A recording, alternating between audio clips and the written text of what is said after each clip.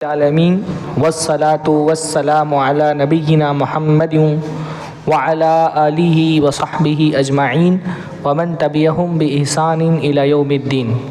अऊज़ु बिल्लाहिस समील अलीम मिनश शैतानिर रजीम मिन हमज़िहि व नफ़्ख़िहि व नफ़्सिहि बिस्मिल्लाहिर रहमानिर रहीम। इन्नमा अम्वालुकुम व औलादुकुम फ़ितना। सबसे पहले हर तरह की हम्द और सना, तारीफ़ और तौसीफ़ अल्लाह रब्बुल इज़्ज़त के लिए लायक और ज़ेबा है, जिसकी नेमतें बेशुमार हैं, जिसके एहसानात अनगिनत हैं। और अल्लाह ताला की बेशुमार नेमतों में अल्लाह ताला की एक अज़ीम तरीन नेमत है माल। माल अल्लाह ताला की नेमतों में से एक अज़ीम तरीन नेमत है। और अल्लाह ताला की जितनी भी नेमतें होती हैं, वो नेमतें नेमत होने के साथ साथ बंदे के लिए आजमाइश भी होती है। हमारा मसला ये है कि हम सिर्फ मुसीबतों को आजमाइश समझते हैं, है ना। अगर आम तौर पे हमारे यहाँ कहा जाए फला बंदा बहुत आजमाइशों में चल रहा है, तो हमारे जहन में क्या होता है कि लगता है कि बहुत मुसीबतों में घिरा हुआ है। हालांकि अल्लाह ताला की तरफ से सिर्फ मुसीबतें आजमाइश नहीं होती हैं, अल्लाह ताला की तरफ से नेमतें भी आजमाइश होती हैं। अल्लाह ताला ने कुरान मजीद में फरमाया, फ़अम्मल इंसानु इज़ा मब्तलाहु रब्बुहु फ़अकरमहु व नअमहु फ़यक़ूलु रब्बी अकरमन। अल्लाह ताला जब बंदे को आजमाना चाहता है तो उस पर खूब करम फरमाइयाँ करता है, खूब नेमतों से उसको नवाजता है। जो बंदा गुर्बत और फ़क्र फाका कशी की ज़िंदगी गुजार रहा है, सिर्फ वही आजमाइश में नहीं है। जो बंदा माल और दौलत में खेल रहा है वो भी आजमाइश में है।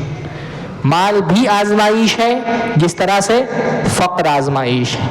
इसलिए अल्लाह के नबी सल्लल्लाहु अलैहि वसल्लम दोनों तरह की आजमाइश से अल्लाह रब्बुल आलमीन की पनाह मांगते थे। अल्लाह के नबी की एक दुआ होती थी, अल्लाहुम्मा इन्नी अऊज़ु बिका मिन शर्रि फितनतिल गिना व मिन शर्रि फितनतिल फ़क्र। अल्लाह ताला मैं मालदारी के फितने के शर से भी तेरी पनाह चाहता हूँ और फ़कीरी के फितने के शर से भी तेरी पनाह चाहता हूँ। तो पहली बात यह कि माल आजमाइश है। अल्लाह ने फरमाया, इन्नमा अम्वालुकुम व औलादुकुम फितना। तुम्हारा माल और तुम्हारी औलाद फितना है, आजमाइश है। माल की जो आजमाइश है वो बुनियादी तौर पे तीन तरह की है। पहली आजमाइश तो ये है कि भाई माल बंदे को मिल जाए तो बंदा माल को अल्लाह ताला की नेमत समझे, अल्लाह की अता समझे, उसको अपने जोरे बाजू का नतीजा ना समझे। पहली आजमाइश ये। दुनिया में अल्लाह ताला ने दो तरह के कैरेक्टर रखे। एक कैरेक्टर है कारून का और एक कैरेक्टर है हजरत सुलेमान का। कारून के पास अथाह दौलत, खजाने इतना बड़ा है कि उसकी कुंजियां उठाने के लिए ताकतवर अफराद की जमात दरकार है।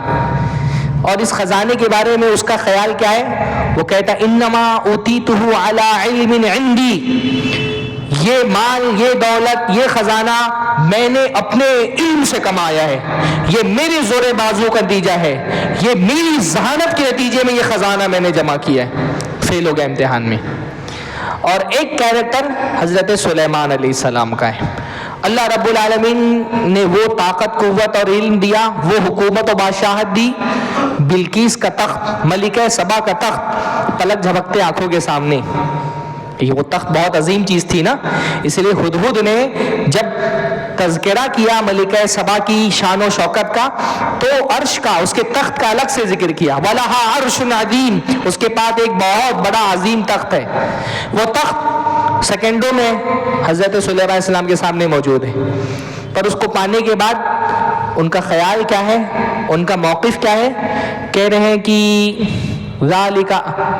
कहते हैं हाजा मिन फज़ली रब्बी, हाजा मिन फज़ली रब्बी। ये जो तख्त है ये मेरे जोरे बाजू का नतीजा नहीं है, इसमें मेरा अपना कोई कमाल नहीं है, ये मेरे रब का फजल है, ये मेरे रब की अता है। ये दो कैरेक्टर है। माल का सबसे पहला फितना यही होता है कि जिसके पास माल आ जाए वो माल को अल्लाह की अता समझेगा तो घमंड नहीं करेगा। माल को अल्लाह रब्बुल आलमीन का दिया हुआ माल समझेगा तो घमंड नहीं करेगा, है ना, और माल को अपना माल समझ लेगा तो घमंड करने लगेगा। माल का दूसरा फितना यह है कि माल हासिल करते हुए अल्लाह के हुदूद का ख्याल रखे, और तीसरा फितना है कि माल खर्च करते हुए भी अल्लाह के हुदूद का ख्याल रखे। क्योंकि क़यामत के दिन यानी माल का फितना कितना बड़ा फितना है, इसका अंदाज़ा लगाइए कि क़यामत में जो 5 सवालात होंगे, 5 में से 2 सवाल मुस्तकिल सिर्फ माल के बारे में होंगे। कौन से 2 सवाल?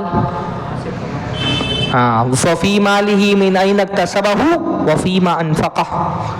आदमी के माल के बारे में पूछा जाएगा, माल कहाँ से कमाया, कहाँ खर्च किया। यानी अगर बंदा माल के मामले में अल्लाह की नाफरमानी से बच जाए, 40% उसका एग्ज़ाम में वैसे कामयाब है वो। यानी अगर 100 नंबर का पर्चा है तो 40 नंबर सिर्फ माल के बारे में। माल के मामले में अल्लाह की नाफरमानी से बच गया तो 80%, 40% तो वैसे कामयाब है। तो ये बहुत अहम है कि बंदा दुनिया में, बल्कि इस उम्मत को तो खुसूसी तौर पे माल के ज़रिए से इम्तिहान बड़ा होने वाला है। अल्लाह के नबी फरमाया, लिकुल्ली उम्मतिन फितना व फितरत उम्मती अलमाल। हर उम्मत का एक फितना होता है, मेरी उम्मत का फितना क्या है? माल। इस उम्मत की सबसे बड़ी आजमाइश माल में है। और बहुत सारे लोग ऐसे होंगे जो नमाज रोज़ा हज ज़कात में बच जाएंगे, माल में जाके फंस जाएंगे। हाँ, एक हदीस में आता है ना कि अल्लाह ने फरमाया, मुफलिस वो है जो नमाज रोज़ा हज ज़कात सब लेकर के आएगा। यानी नमाज में उसकी पकड़ नहीं होगी, रोज़े में पकड़ नहीं होगी, ज़कात में पकड़ नहीं होगी, हज वज करके आया होगा, नमाजी हाजी होगा, फंसेगा कहाँ पे? माल पे आके फंस जाएगा। हाँ, याती कच्छतम हाजा, किसी को गाली दी होगी, कज़फ़ हाजा, किसी पर तोहमत लगाया होगा, व अकल माल हाजा, किसी का माल खाया होगा, व सफ़क दम हाजा, किसी का खून बहाया होगा। माल में बड़े बड़े पकड़े जाएंगे। अल्लाह के नबी ने फरमाया, युग़फ़रु लिशहीदिन कुल्ल ज़म्ब इल्ला दैन, शहीद का हर गुनाह माफ़ कर दिया जाता है सिवाय कर्ज के। शहीद है, अल्लाह के रास्ते में जान दे दी, अल्लाह ने सब माफ़ कर दिया, कर्जा माफ़ नहीं हुआ। इसलिए माल के मामले में अल्लाह की नाफरमानी से बचना ये तक़वा का बुनियादी तकाज़ा है। हमारे यहाँ दीनदारी का तसव्वुर तब्दील हो गया है ना, तो इस तब्दील शुदा दीनदारी के तसव्वुर में एक आदमी दाढ़ी रखा है माशाअल्लाह, जुब्बा कुब्बा पहनता है, मस्जिद में 5 वक्त की नमाज में आता है, लेकिन हराम माल से नहीं बचता। हम उसको भी दीनदार समझते हैं, दीनदारी नहीं है। दीन जिस तरह आपको मस्जिद में नमाज पढ़ना सिखाता है, वैसे ही तिजारत में ईमानदारी भी सिखाता है। बल्कि ये लफ्ज़ ईमानदारी, हाँ, ये बना ही ईमान से। यानी आप अगर वाक़तन ईमानदार, मतलब ईमान रखने वाला, अगर आपके दिल में ईमान है तो ये ईमान सिर्फ आपकी नमाजों में नहीं दिखना चाहिए, आपकी तिजारत में भी आपका ईमान दिखना चाहिए। और अगर तिजारत में आपका ईमान नहीं दिख रहा तो ये आपकी ईमान का नक्स है। ईमानदार कहते ही किसको है? जो जिसके दिल में ईमान है अल्लाह पे आखिरत पे। तो जिसके दिल में अल्लाह और आखिरत पे ईमान होगा वो तिजारत में बेईमानी मतलब जिसके पास ईमान ना हो। भाई ईमानदारी बेईमानी तो असल मुसलमान ही से मतलब है ना कि ईमानदारी रखे, बेईमानी से बचे। तो माल के मामले में अल्लाह की नाफरमानी से बचना ये दीनदारी का तकाजा है। जो आदमी हलाल हराम का ख्याल नहीं रखता माल में, वो तहज्जुद गुजार भी हो तो दीनदार नहीं। और ऐसे बहुत बड़ी तादाद में लोग हैं, नमाज रोज़ा हज ज़कात के बड़े पाबंद, माथे पर सजदे से घट्टा पड़ा हुआ है, सूद खा रहे हैं, बहन की जायदाद हड़प करके बैठे हुए है, 5 वक्त नमाजी, शादी करने जा रहे तो ये लंबा जहेज की फहरिस्त निकाल के दे रहे हैं लड़के वालों को। काहे की ईमान, ये काहे का ईमान है, काहे की दीनदारी है ये? हाँ, माल के मामले में अगर बंदा अल्लाह ताला की नाफरमानी से नहीं बच पा रहा तो उसके नमाज रोज़ा, नमाज का मकाम बहुत बुलंद है, पर सिर्फ नमाज रोज़े से बंदा दीनदार नहीं होता। इमाम मोहम्मद बिन हसन शैवानी, उनसे किसी ने कहा कि जब उन्होंने किताबुल अमवाल लिखी, किताबुल अमवाल यानी वो किताब जिसमें माल से मुताल्लिक अहकाम जिक्र किए गए, तो किसी ने उनसे कहा आप किताबुल ज़ुहद क्यों नहीं लिखते? किताबुल ज़ुहद यानी वो किताब जिसमें दिलों को नरम करने वाली हदीसें, दुनिया से बेरग़बत करने वाली हदीसों का जिक्र होता है। हाँ, तो कहा कि आप किताबुल ज़ुहद लिखिए जिसमें तक़वे और दीनदारी से मुतालिक हदीसें हों। तो उन्होंने कहा मैंने किताबुल अम्वाल लिख दी है। अब ज़ुहद यही है कि बंदा दुनिया में इस किताब के जरिए जो मैंने हराम चीज़ों की निशानदेही की है उन हराम की हुई चीज़ों से बच जाए। ज़ुहद यही है कि इस किताब में मैंने हलाल हराम बता दिया है। अब दुनिया में अहले ईमान का, अहले इस्लाम का ज़ुहद जाहिद वो नहीं है जो दुनिया को तर्क कर दे, जंगलों में चला जाए, हाँ सन्यास ले ले, जोगी बन जाए। इस्लाम में जाहिद वो नहीं है जो दुनिया को छोड़ दे। इस्लाम में जाहिद कौन है? जो हराम को छोड़ दे। कई किताबुल अम्वाल लिख दी है। अब जो हराम से बच जाए इसके मुआफिक वही जाहिद है, क्योंकि इस्लाम दुनिया छोड़ने का हुक्म नहीं देता, दुनिया में हराम छोड़ने का। और सब मज़ाहिब में जाहिद कौन है? जो दुनिया ही छोड़ दे, दुनिया को त्याग दे, हर जो है ख्वाहिशात से अपने आप को आज़ाद कर ले। हमारे दीन में जाहिद वो नहीं जो दुनिया छोड़ दे, हमारे दीन में जाहिद वो है जो दुनिया में रह करके हराम छोड़ दे। तो ये बहुत ज़रूरी है दीनदार आदमी के लिए कि वो हराम से बचे, है ना। तो अब हमारे यहाँ आमतौर पे दो तरह के लोग पाए जाते हैं। कुछ लोग वो हैं जिनको हलाल हराम से कुछ नहीं लेना देना नहीं, उनको बस माल आ रहा है आने दो, हलाल से आ रहा है हराम से आ रहा है, अकाउंट में बैलेंस बढ़ना चाहिए, बैंक अकाउंट के अंदर डिजिट बढ़ते रहना चाहिए, कारोबार बढ़ता रहे, हमारे बंगले बनते रहे, हमारी प्रॉपर्टी फैलती रहे, फर्क नहीं पड़ता हलाल से आ रहा है कि हराम से, उनको कुछ लेना देना ही नहीं है। अल्लाह के फरमाया ना, याती अलन्नासी ज़मानुन ला युबालिल मरउ बिमा अखज़ मिनल माल अमिन हलालिन अम मिन हराम। एक दौर लोगों पे ऐसा आएगा जब इंसान माल कमाने में डरेगा नहीं, फर्क नहीं पड़ेगा, उसको परवाह नहीं करेगा, माल हलाल से आ रहा है हराम से आ रहा है उसको कुछ फर्क नहीं पड़ता, बस आना चाहिए। बड़ी तादाद तो ऐसे ही लोगों की है। कुछ लोग ऐसे हैं जो ख्याल करते हैं, वो हराम से बचना चाहते हैं, पर मसला ये होता है कि हराम से बचने वाले भी बहुत बड़ी तादाद में हराम में मुलव्विस हैं। क्यों? क्योंकि सीखा नहीं, इल्म नहीं हासिल किया। तिजारत करने वाले पर सबसे पहला वाजिब ये है, सिर्फ तिजारत ही नहीं, किसी भी तरह का ट्रांजैक्शन करने से पहले, किसी भी तरह का लेन देन करने से पहले, कोई भी माली मामला करने से पहले वाजिब है कि उस मसले का, उस ट्रांजैक्शन का शरई हुक्म उलमा से दरियाफ्त कर लें। यानी फिक्र का एक उसूल है, ला यजूजुल इक़दाम अलल फ़ैल हत्ता यअरिफ़ हुक्म अल्लाहि फ़ी। कोई भी काम, सिर्फ माली ट्रांजैक्शन ही नहीं, कोई भी काम करना बंदे के लिए हलाल नहीं जब तक अल्लाह का जो हुक्म है उस मामले में वो ना जान ले। हर काम करने से पहले अल्लाह का हुक्म मालूम करना ज़रूरी है। तिजारत में भी तिजारत करने से पहले क्या करना ज़रूरी है? मालूम करो कि अल्लाह ने ये तिजारत हलाल की कि हराम की है। हज़रत उमर रज़ी अल्लाह ताला अन्हु फरमाया करते थे, ला यबीउ फी सूक़िना इल्ला मन तफ़क़्क़ह फ़िद्दीन। हमारे बाजार में तिजारत नहीं करेगा सिवाय वो आदमी जो दीन की मालूमात रखता है, क्योंकि जो दीन की मालूमात नहीं रखता वो हलाल को हराम कर देगा, हराम को हलाल कर देगा।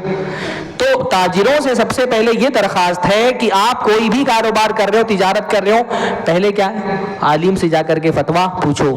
जो हर किसी से नहीं, बुयू के मसाइल बहुत पेचीदा मसाइल होते हैं, जो फ़िक़हुल बुयू जिसको कहा जाता है ना, बिजनेस ट्रांजैक्शंस के मसाइल, वो बहुत पेचीदा मसाइल होते हैं। तो मुतखस्सिसीन से, स्पेशलिटी जिनकी है बुयू के अंदर, माली मामलात के अंदर, उनसे बैठ करके पूरा अपना मामला रखें और मालूम करें कि हलाल है कि हराम है, और फतवा पूछें, फतवा उगलवाएं नहीं।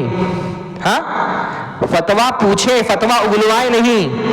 हमारे यहाँ प्रॉब्लम ये कि लोग फतवा पूछते नहीं है, फतवा उगलवाते हैं मौलाना से। हाँ, यानी आजकल मैं देख रहा हूँ लोग सवाल करने के लिए आते हैं तो ये नहीं पूछते हलाल है कि हराम है, बोलेंगे मौलाना हलाल तो है ना।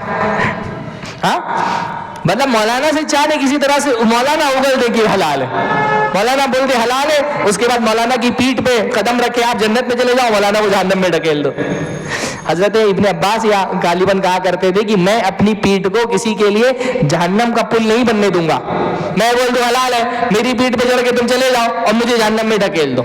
हाँ, अच्छे से मसला सही सूरत हाल रख करके, पूरी सूरत हाल रख करके, अच्छा मुकाबला नहीं कराएं। कुछ लोग क्या होता है, उनको एक कारोबार करना है, अब कोई मौलाना उसको हलाल नहीं करके दे रहे, तो कम से कम 50 उलमा से पूछ लेंगे, 50 में से एक ने भी हलाल बोल दिया, उनको बहाना मिल जाएगा कि फलाने ने बोला है हलाल। ऐसा नहीं चलता भाई, फतवों की मार्केटिंग नहीं करना चाहिए। जब कपड़ा खरीदने जाता है ना, तो आदमी देखता है ये पसंद है, अच्छा ये नहीं पसंद आया, छोड़ दो, ये पसंद आया ले लो। हाँ, फतवों की मार्केटिंग नहीं करना चाहिए कि बस बाजार में चले गए, सारे उलमा से पूछ लो, इनका नहीं पसंद आ रहा, ये वाला इनका पसंद आ गया, चलो इनका फतवा ले लेते हैं। हाँ, पूरी सूरत हाल रख करके लोगों से, उलमा से सही मशवरा ले करके, और उसके बाद अगर अल्लाह ने हलाल किया तो उसको रखिए। तो बहुत बड़ी तादाद ऐसे लोगों की है जो कारोबार तो करते हैं पर वो अनजाने में हराम खा रहे होते हैं। तो ये मेरा एक मौजू तो ऐसे बहुत मुफस्सल है मेरे पास, लेकिन वक्त कम है, मुझे मिटिया बुर्ज पहुंचना है, खिताब है मेरा। तो मैं मुख्तसरन पहले कुछ बुयू के उसूल बताऊंगा, किसी भी कारोबार के हलाल होने के लिए उसूल क्या है, कैसे कोई कारोबार हलाल होता है, और किसी भी ट्रांजैक्शन को हराम करने वाली चीज़ें कौन सी है, दूसरा ये मैं बताऊंगा। और तीसरा, हमारे बाजार में कुछ हराम कारोबार की जो शक्लें पाई जाती हैं वो मैं आप लोगों के सामने रखूंगा। फिर इंशाअल्लाह ताला आधे घंटे में दर्स खत्म करेंगे। सबसे पहली चीज़ ये है, एक उसूल याद रखें कि बै में असल चीज़ हिल्लत है, मतलब कोई भी कारोबार हलाल है जब तक कि उसके हराम होने की कोई दलील ना मिल जाए। उसूली बात है, अल अस्लु फिल अशियाई इबाहा, हाँ, या अल अस्लु फिल मुआमलात अल इबाहा। किसी भी मामले में असल क्या है, कोई भी ट्रांजैक्शन करने के लिए असल यह है कि हर ट्रांजैक्शन हलाल है, सिवाय उस ट्रांजैक्शन के जिसमें हराम होने की कोई वजह पाई जाती हो। जैसे इबादत में क्या है, इबादत में असल इबादत हराम है, हर तरह की इबादत हराम है जब तक कि उस इबादत के जायज़ होने की दलील ना मिले। कोई आदमी जो है वो धूप में जाके ऐसे खड़ा हो जाए कि मैं अल्लाह की इबादत कर रहा हूँ, और हम बोले कि नहीं ये हराम है, तो बोले कहाँ दलील है बताओ, तो हम उसको दलील देंगे नहीं, वो हमको हलाल होने की दलील देगा। इबादत में हलाल होने की दलील मांगी जाती है कि ये इबादत जायज़ है, तो सबूत तो कि अल्लाह के रसूल ने इबादत की। इबादतों में असल क्या है, हलाल है, और मामलात में असल क्या है, हराम है। कोई अगर कोई कारोबार कर रहा है, आप कह रहे हैं कारोबार हराम है, तो कारोबार में हराम की दलील देनी पड़ती है और इबादत में हलाल की दलील देनी पड़ती है। तो असलन ये है, हर तरह का कारोबार हलाल है, उसके हराम होने की जब तक कोई दलील ना मिल जाए। अब किसी भी कारोबार के लिए कुछ शर्तें, कोई भी जो ट्रांजैक्शन होता है, जो भी माली लेन देन होता है, अक्द होता है, कोई भी एग्रीमेंट होता है, तो उस माली एग्रीमेंट और अक्द के हलाल होने के लिए तकरीबन 7 शर्तें हैं। आप चाहे तो उसको लिख लें तो ज़्यादा अच्छे से आपको याद रहेगा। पहली शर्त है तराजी, तराजी यानी रजामंदी, एग्रीमेंट। बुनियादी बात यह है कि कोई भी ट्रांजैक्शन उस वक्त तक हलाल नहीं होगा बुनियादी तौर पे जब तक दोनों तरफ के लोग उस एग्रीमेंट से, उस कारोबार से, उस लेन देन से राजी ना हो। ये बेसिक शर्त है। हाँ, जहां पर कहीं पे भी रजामंदी ना पाई जाए, दिल से रजामंदी, हाँ, अगर ऐसा हो कि जबान से बोल रहा है मैं राजी हूं पर दिल से राजी नहीं है, तो भी वो रजामंदी नहीं मानी जाएगी। बेसिक शर्त क्या है, दोनों तरफ से उस लेन देन पर लोग राजी होना चाहिए बगैर किसी दबाव के। जैसे जहेज को हम क्यों हराम बोलते हैं, जहेज कोई रजामंदी से नहीं देता, एक समाजी दबाव होता है। कभी तो खुद लड़के वाले दबाव देकर के ले रहे होते हैं, लड़के वालों ने पूरी लिस्ट बना के भेजी होती है, और कभी समाजी दबाव होता है, यानी सबको पता है देना पड़ता है, तो लड़की वाला भी दे रहा है, लड़के वाले ने मांगा भी नहीं, मना भी नहीं किया, तो जो नहीं मना कर रहा है वो गोया कि मांग रहा है। इस वक्त जहेज की जो सूरत हाल बनी है उसमें लोग बोलते हैं कि हमने मांगा नहीं। भाई, जब देने वाले को पता है कि देना पड़ता है, लेने वाले को पता है कि दिया जाता है, तो अंडरस्टूड हो जाता है। तो जहां अंडरस्टूड होगा वहां मांगने की जरूरत नहीं पड़ती है। तो जहां अंडरस्टूड है देना है, वहां अगर आप मना नहीं कर रहे तो इसका मतलब आप मांग रहे हैं। रिश्वत के जितने भी मामलात होते हैं उसमें मांगना थोड़ी पड़ता है। आपको पता है ऑफिसर आया है पासपोर्ट बनाने के लिए, उसको पैसा नहीं देंगे वो फाइल आगे नहीं बढ़ाएगा, तो वो मांगता थोड़ी है, वो बगैर मांगे आप उसको देते हैं। और लोग बोलते हैं हमने जहेज नहीं मांगा, उन्होंने तोहफे में दिया। तो भाई, दुनिया में कौन सी रिश्वत है जिसको रिश्वत कह करके दिया जाता है? हाँ, हर रिश्वत के अलग अलग नाम है। हमारे मुंबई वाले कहते हैं खर्चा पानी। हाँ, मुंबई वाले रिश्वत को क्या बोलते हैं? खर्चा पानी, मिठाई। हाँ, बच्चों को मिठाई खिला देना, 1 लाख रुपया दे देंगे बिल्डर, बोलेंगे बच्चों को मिठाई खिला देना। तो किसी भी रिश्वत को रिश्वत नहीं कहा जाता, लेकिन होती वो हकीकत के एतबार से रिश्वत है। आदमी खुशी से नहीं दे रहा, उसको पता है कि ये मैं नहीं दूंगा तो मेरा काम नहीं बढ़ेगा। तो जहेज भी एक तरह की रिश्वत है, उसको पता है पैसा नहीं देंगे तो लड़की से शादी नहीं करेगा, कर भी लिया तो ताने देगा। जुल्म से बचने के लिए जो रकम दी जाए वो तोहफा नहीं होती। जुल्म से बचने के लिए जो रकम दी जाए वो तोहफा नहीं होती। आप उसको लाख तोहफा कह लें, जबान से क्या बोल रहे हैं वो सूरत हाल क्या है उससे फर्क पड़ता है। तो पहली बुनियादी चीज क्या है? तराजी। बुनियादी तौर पे हर कारोबार में रजामंदी जरूरी है। एक्सेप्शन हो सकते हैं, जितने भी मैं उसूल बताऊंगा उसमें कुछ एक्सेप्शन हो सकते हैं। जैसे भाई किसी आदमी ने लोगों का कर्जा लिया हुआ है, कर्जा नहीं लौटा रहा, तो अदालत क्या करेगी? अदालत ये करेगी भाई तुम कर्जा नहीं लौटा रहे हो तो जबरदस्ती तुम्हारी जायदाद बिकवा करके कर्जा लौटवाएगी। एक्सेप्शन है। कोई आदमी अपने घर वाले अपनी बीवी बच्चों पर खर्च नहीं कर रहा, काजी जबरदस्ती उसका माल बिकवा करके खर्चा। एक्सेप्शन हो सकते हैं। बुनियादी से मैं कह रहा हूं बेसिक शर्त क्या है? रजामंदी। दोनों तरफ से रजामंदी होनी चाहिए। लेकिन सिर्फ रजामंदी से कोई बे कारोबार हलाल नहीं हो जाता। रजामंदी के अलावा भी बहुत सारी शर्तें। बहुत सारे कारोबार में लोगों को बता जाए ये कारोबार हराम है तो लोग बोलेंगे अरे वो भी राजी है मैं भी राजी हूं। तो हराम कारोबार पे दोनों तरफ से लोग राजी हो जाए तो वो हलाल नहीं होता। इसको याद रखें बुनियादी तौर पे। ये गलतफहमी बहुत लोगों को होती है। भाई एक आदमी सूद दे रहा है, एक आदमी सूद ले रहा है, दोनों राजी है, तो क्या सूद पर राजी होने से सूद हलाल हो जाएगा? रजामंदी शर्त है किसी भी लेन देन के हलाल होने के लिए, लेकिन सिर्फ रजामंदी शर्त नहीं है कि सिर्फ राजी होने से बेहलाल हो जाएगी। उसके अलावा भी और शर्तें हैं। क्या है? दूसरी शर्त है दोनों तरफ से जो बायर और सेलर हैं ये दोनों एलिजिबल होना चाहिए किसी भी ट्रांजैक्शन के लिए। इसको अरबी में कहा जाता है जाइजुत तसर्रुफ, कि उनके पास किसी भी ट्रांजैक्शन को करने की अहलियत होनी चाहिए। और बुनियादी अहलियत क्या है? आकिल होना चाहिए और बालिग होना चाहिए।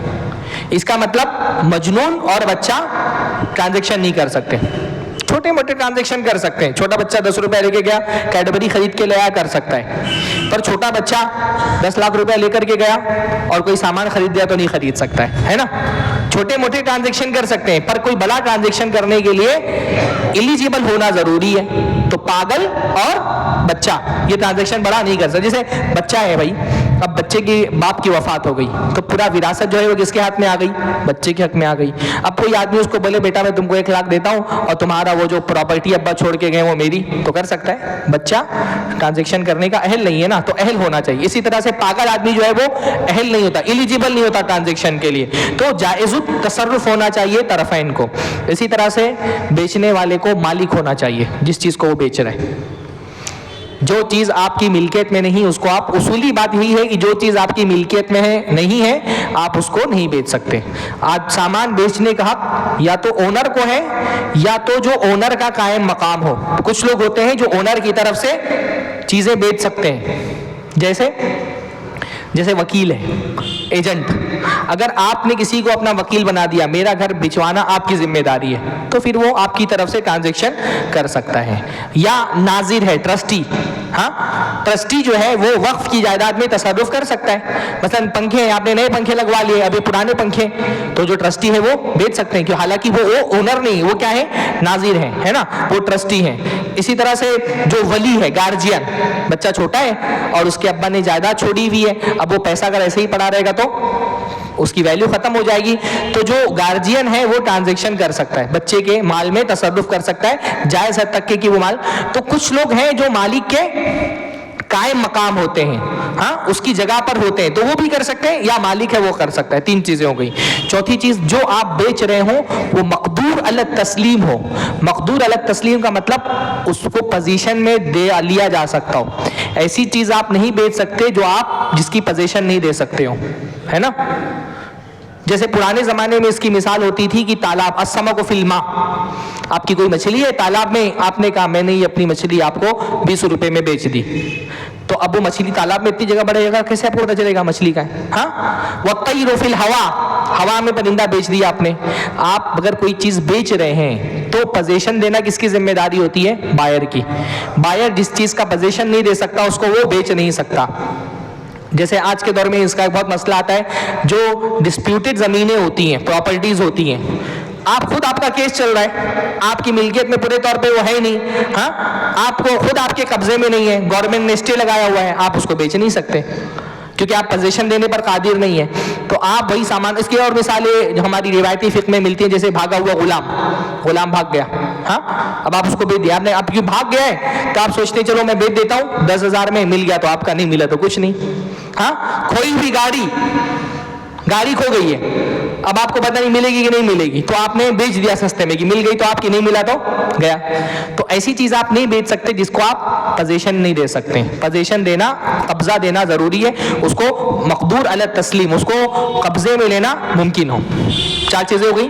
5वीं चीज, जो चीज बेच रहे हो वो जायज और मुबाह हो, चाहे वो सर्विस हो या प्रोडक्ट हो, उसका जायज और मुबाह होना जरूरी है। जो चीज जायज नहीं उसको आप बेच नहीं सकते। शराब नहीं बेच सकते, हराम गोश्त का कारोबार नहीं कर सकते, दाढ़ी छीलने का सर्विस नहीं दे सकते। दाढ़ी छीलना सर्विस है ना, तो क्योंकि दाढ़ी छीलना हराम है तो उसकी सर्विस भी हराम है। बीड़ी नहीं बेच सकते, तंबाकू नहीं बेच सकते। हाँ, कोई भी चीज चाहे वो प्रोडक्ट हो या सर्विस हो, अगर वो हराम है तो उसको बेच नहीं सकते। 6ठी चीज, जो ट्रांजैक्शन आप कर रहे हैं उसमें कीमत मालूम होनी चाहिए। कीमत जो है, अनसर्टेनिटी नहीं होनी चाहिए बै में। तो पहली अनसर्टेनिटी, जो चीज है, जो सामान, कीमत जो है, कीमत मुतय्यन होनी चाहिए, पता होनी चाहिए कि कितनी कीमत है। और ट्रांजैक्शन के वक्त जो कीमत है वही कीमत हमेशा रहेगी। जैसे मेरा मोबाइल है, अगर मैं ये बोलूं कि अगर आपने कल इस मोबाइल की रकम दी तो मैं 10,000 में बेच रहा हूं, और अगर कल नहीं दी, 1 महीने बाद दी, तो 12,000 देना पड़ेगा। बेच दिया मैंने, आपने कहा ठीक है, ले लिया। कीमत पता है? कीमत मालूम है कि नहीं? इसमें नहीं मालूम ना, अनसर्टेन है कीमत। हो सकता है आप कल पैसा दे दो 10,000 दे दें, हो सकता है 1 महीने बाद दे तो 12,000 दें। कीमत अनसर्टेन, मजहूल नहीं होनी चाहिए, अननोन नहीं होनी चाहिए। कीमत जो है वो क्या होनी चाहिए? मालूम होनी चाहिए कि कितनी पैसे में आप खरीद रहे हैं। और 7वीं चीज है, जो मुस्मन है, जो भी सामान या प्रोडक्ट आप बेच रहे हैं या जो सर्विस आप बेच रहे हैं, वो भी मालूम होनी चाहिए। अनसर्टेन चीज आप नहीं बेच सकते, मालूम ही नहीं कि क्या है, कितनी है, कैसी है, ऐसा ही नहीं बेच सकते। जो चीज आप बेच रहे हैं वो क्या होनी चाहिए? मालूम, यानी मजहूल नहीं होनी चाहिए, उसमें किसी तरह की अनसर्टेनिटी या जहालत नहीं पाई जानी चाहिए। जैसे आप बोले मेरे घर में मेरा एक मोबाइल है, आपको मैं 20,000 में दे रहा हूँ। अब आपने बताया नहीं मोबाइल कौन सा है, उसकी बैटरी कैसी है, हाँ, उसका रैम कितने का है, कौन सी कंपनी का, कुछ नहीं बताया। ऐसे मजहूल चीज आप नहीं बेच सकते। या तो इंसान देख करके मालूम कर ले, या उसकी वो सिफात बयान कर दी जाए जो सिफात कीमत पर असरअंदाज होती हैं। जैसे आपने देख लिया तब तो खत्म है, देख लिया आपने, सब चेक कर लिया। अगर देखा नहीं है तो वो क्वालिटीज बतानी पड़ेंगी जो क्वालिटीज कीमत पर असरअंदाज होती हैं। जैसे मोबाइल में क्या है भाई, कौन सी कंपनी का है, कौन सा मॉडल है, कितनी उसकी बैटरी है, कितना उसका रैम है, ये सारी चीजें, कितनी उसकी मेमोरी है, वो सब आपने डिटेल अगर बता दी तो आप बेच सकते हैं, गर्चे उसने वो सामान ना देखा हो। बेसिक चीज में बता दी आपको। तो ये 7 चीजें हैं, इन 7 चीजों का पाया जाना किसी भी लेन देन में जरूरी है। अगर नहीं पाया जाएगा तो वो लेन देन क्या हो जाएगा? हराम हो जाएगा।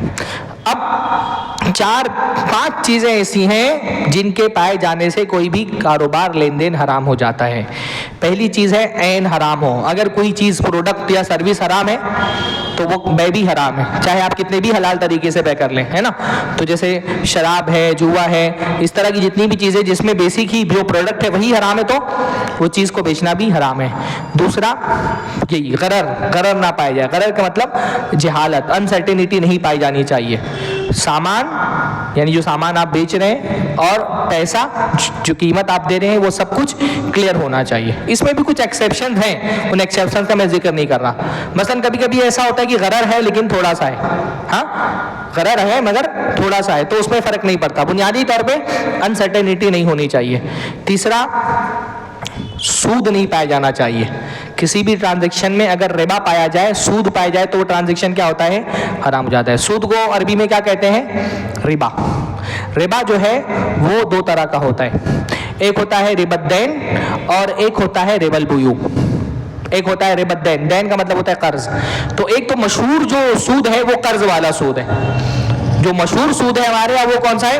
कर्ज वाला सूद। कर्ज वाला सूद तो बहुत आसान है, मैंने आपको 1 लाख रुपया दिया और बदले में आपसे 1,10,000 लिया, है ना, तो ये कर्ज वाला सूद है, ये तो हम सबको पता है। लेकिन कुछ सूद होता है जो कर्ज में नहीं होता, ट्रांजैक्शन में होता है, बै में होता है।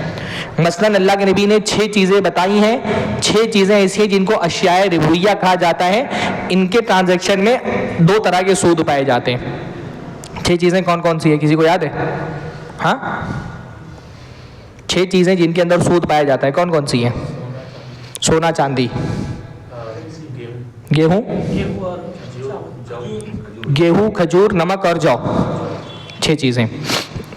इन 6 चीज़ों में, अब ये बहुत डिटेल में जाना पड़ेगा, मैं बहुत डिटेल में नहीं जाता हूँ। ये 6 चीज़ें ऐसी हैं जिनमें बाद सूरतों में सूद पाया जाता है। जैसे अगर सोने के बदले आप सोना बेच रहे हैं, सोना और चांदी की मिसाल लेके चलते हैं, सोने के बदले आप सोना बेच रहे हैं तो 2 चीज़ों से आपको बचना पड़ेगा। पहली बात, सोने के बदले सोना या सोने के बदले करेंसी, क्योंकि करेंसी भी क्या है, एक तरह का सोना है, तो सोने चांदी के साथ करेंसी को भी शामिल कर लें, क्योंकि करेंसी जो है वो सोने और चांदी दोनों का बदल है, क्योंकि उसके अंदर समनियत पाई जाती है, जैसे सोना और चांदी में समनियत पाई जाती है। अल्लाह के नबी के ज़माने में करेंसी क्या थी? सोना और चांदी। हमारे ज़माने में करेंसी क्या है? नोट है, फिएट करेंसी है। तो आज के ज़माने में जो हुक्म सोने चांदी का था वही इस फिएट करेंसी का, नोट का भी वही हुक्म होगा, है ना। इसलिए जब हम फिएट करेंसी की ज़कात देते हैं तो उसको सोना चांदी ही मान के हम चलते हैं। तो 3 चीज़ें, तो आप अगर सोने के बदले सोना या पैसे के बदले सोना ले रहे हैं तो आपको क्या शर्त है? आप एडवांस पे पेमेंट नहीं कर सकते और उधार में पेमेंट नहीं कर सकते। सोना खरीदते हुए आपको नकद पैसा देना पड़ेगा, है ना।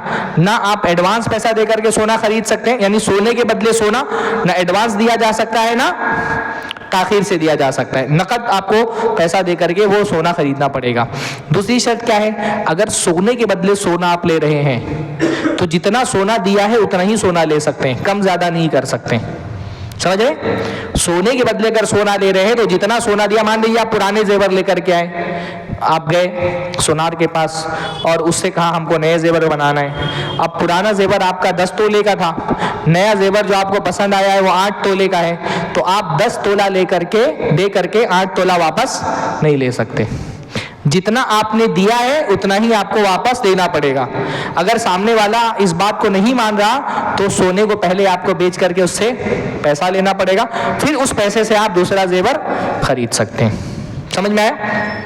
अब पैसे के बदले में आप सोना ले सकते हैं, लेकिन एडवांस में नहीं दे सकते और उसको उधार में भी नहीं दे सकते। हमारे यहाँ मुंबई में एक बिस्सी चलती है जिसको सोनार की बिस्सी कहा जाता है। औरतें क्या करती हैं, साल भर थोड़ा पैसा जमा करती हैं और लास्ट में जब उनका पैसा हो जाता है तो वो जब उनकी बिस्सी उठती है तो उनको सोना दिया। शरअन ये जायज़ नहीं है, सोना खरीदते हुए आप एडवांस नहीं दे सकते। अब यहाँ एक प्रॉब्लम ये आता है कि भाई हमारे यहाँ मान लीजिए सोना खरीदने के लिए गए, अब जो डिज़ाइन आपको पसंद आया, मान लीजिए अंगूठी पसंद आ गई पर आपके साइज़ की है ही नहीं, और आप ऑर्डर देंगे तो बगैर एडवांस के सोनार ऑर्डर नहीं लेगा, और एडवांस देना सोने का मना है। तो क्या किया जाए? उसमें 2 हलाल सूरतें उसकी हो सकती हैं। पहली हलाल सूरत यह है कि आप कच्चा सोना ले लें, खाम सोना, उसका पेमेंट कर दें। जैसे सोने के कॉइन्स या सोने की बिस्किट आपने ले ली, उसका पेमेंट आपने कर दिया, फिर वो सोना सोनार को दे करके बोले कि इससे हमको जेवर बना करके दो। तो आप सर्विस के लिए दे सकते हैं, फिर जब आपका जेवर बन के आए तो आप उसकी सर्विस चार्ज दे दें। सर्विस चार्ज आप पहले बाद में हमेशा दे सकते हैं।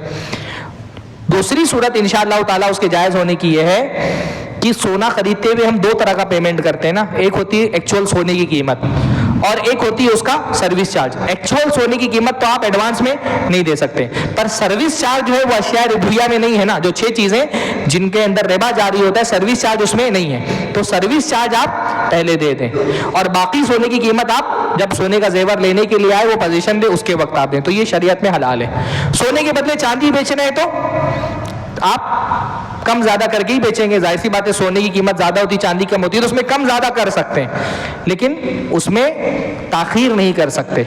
हाँ, ताखीर नहीं कर सकते। जब भी चांदी दिया तभी सोना लेना पड़ेगा, जब भी सोना दिया तभी चांदी लेना पड़ेगा, उसमें ताखीर करने की आपको इजाजत नहीं है। जिस ट्रांजैक्शन में ताखीर यानी एडवांस पेमेंट आप नहीं कर सकते या बाहर नहीं दे सकते, उसको उसमें जारी होता है रिबन नसिया, उसको कहा जाता है, ये तलबा के लिए मैं बता रहा हूँ, रिबन नसिया, ताखीर वाला रिबा।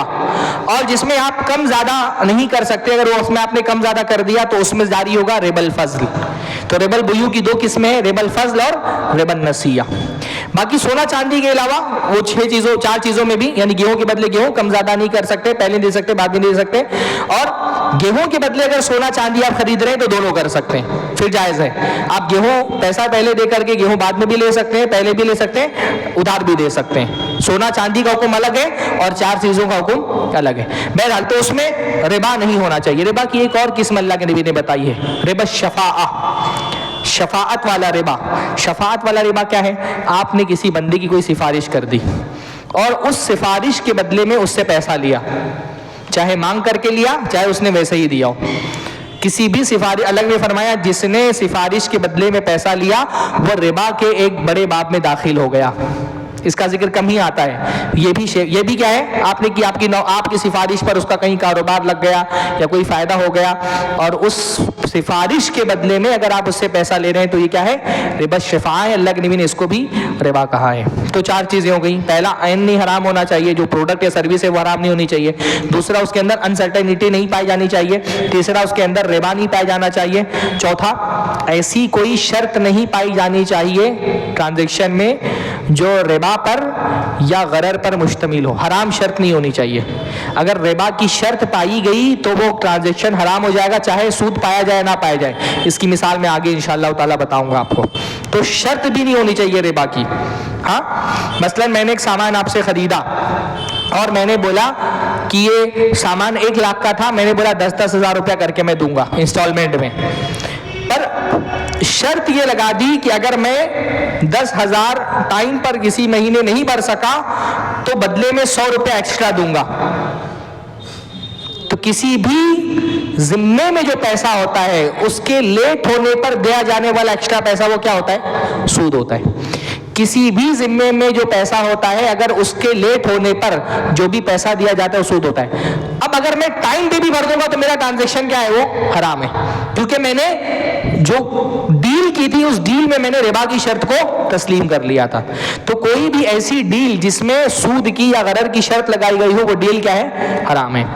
इसी तरह 5वीं चीज जो है वो ज़रर नहीं पाया जाना चाहिए, यानी ऐसा ट्रांजैक्शन करना भी हराम है जिसमें किसी का नुकसान हो रहा हो। मसलन अल्लाह ने फरमाया ला यबीउ अहदुकुम अला बैइ अखीही, तुम में से कोई अपने भाई की बै पर बै ना करे, भाई के ट्रांजैक्शन पर ट्रांजैक्शन ना करे। मसलन मैं अपना घर बेच रहा हूँ, ये भाई हैं, इनको मैंने 15 लाख में घर बेच दिया, हमारी डील हो गई। हाँ, अब ये भाई को जब पता चला कि 15 लाख में मैंने घर बेच दिया है तो ये मेरे पास आए, इन्होंने कहा कि आपने 15 लाख में क्यों बेच दिया, मैं 16 लाख देता हूँ, डील कैंसिल कर दो। तो मैंने कैंसिल कर दिया। हाँ, डील कैंसिल करके इनको 16 में बेच दिया। ये क्या है, हराम है, ज़रर है ना, इसमें इनको नुकसान पहुंच रहा है। ये 15 में मिल रहा था, इन्होंने आगे बढ़ा करके 16 में खरीद लिया। या ये इनके पास गए और इनसे कहा आपने उनसे 15 में घर ले लिया, मैं आपको 14 में दे देता हूं अपना घर, ये भी क्या है, हराम है। ये भी इस तरह से बै पर बै करना। लगे फरमाया ला यबीउ अहदुकुम अला बैइ अखी वला यख्तुबु अहदुकुम अला खितबती अखी, भाई के खितबे पर खितबा देना मना है। एक आदमी ने किसी को रिश्ते का पैगाम भेजा लड़की को, लड़की वाले ने एक्सेप्ट कर लिया, शादी तय हो गई। अब कोई आदमी आकर के अलग से फिर निकाह का पैगाम नहीं दे सकता। अगर अभी एक्सेप्ट नहीं किया मैंने ऑफर, इन्होंने 16 का ऑफर किया तो मैंने एक्सेप्ट नहीं किया, तो आप 17 का कर सकते हैं, आप 18 कर सकते हैं, आप 19 का कर सकते हैं। लेकिन एक मर्तबा डील हो गई, उसके बाद किसी को आकर के उसको तोड़ना हलाल नहीं। लेकिन इसमें और दूसरी चीजों में एक फर्क है। ये अगर आकर के मुझसे 16 में मेरा घर खरीद रहे हैं तो इनको गुनाह तो मिलेगा क्योंकि इन्हें हराम ट्रांजैक्शन किया, पर इनका जो ट्रांजैक्शन है वो हो जाएगा, यानी बै फासिद नहीं होगी। इनके लिए वो घर हलाल होगा, मेरे लिए वो पैसा हलाल होगा। अच्छा, गुनाह इनको मिलेगा, मुझे नहीं मिलेगा। हाँ, गुनाह जो मिलेगा वो इनको मिलेगा क्योंकि इन्होंने भाई की बै पर बै की। मुझे तो एक अच्छा ऑफर आया तो मैंने आपको दे दिया, तो गुनहगार कौन होगा, जो आगे बढ़ करके ऑफर कर रहा है डील हो जाने के बाद।